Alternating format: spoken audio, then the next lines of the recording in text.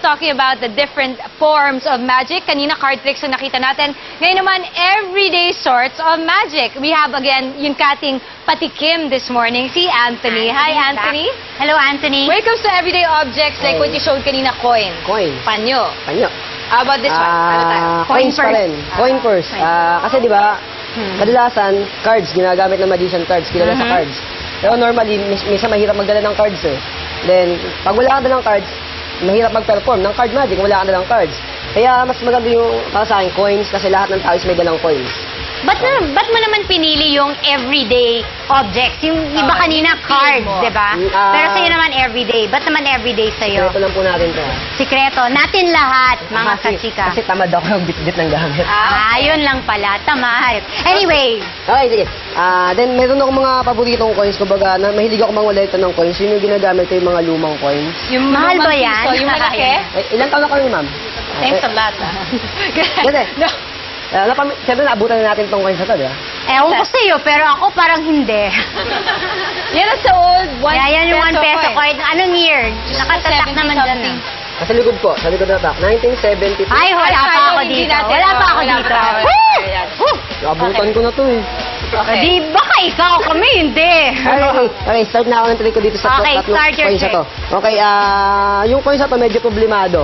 Bakit? Medyo parang hindi nila alam kung saan direction sila pumupunta eh. Minsan, hindi nila alam kung nasa kaliwa ba sila o nasa kanan. Kaya sa side nyo o sa side nyo. Pero gagawin ko, wala kayo itatago.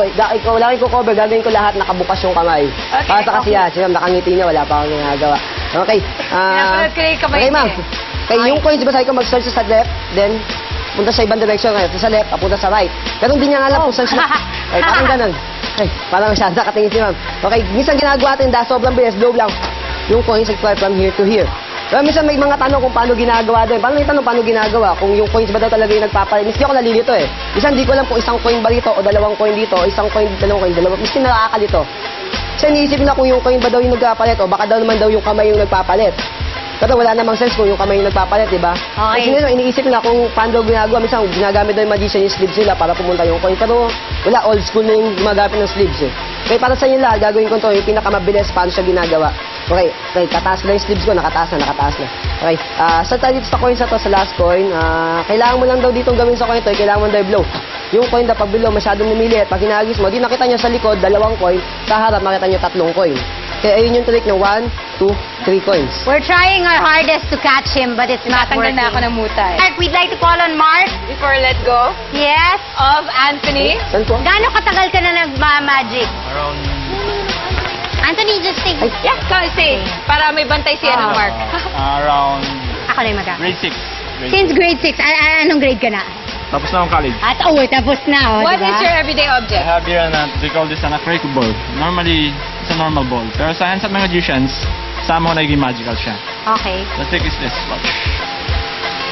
I love This brings to mind that show Labyrinth. Remember when David Bowie was going with the 3 crystal balls? Anyway, we're trying to distinguish the different terms of magic. What you two have performed for us now is more of illusion. Optical illusions. Sa card tricks kasi mathematical, whatever. Kaya naman illusions. We got more magic tricks coming your way. That's So right. don't go away. We still got the magicians from Story Circle here with us in Chica. See you in a bit. Thank you, guys.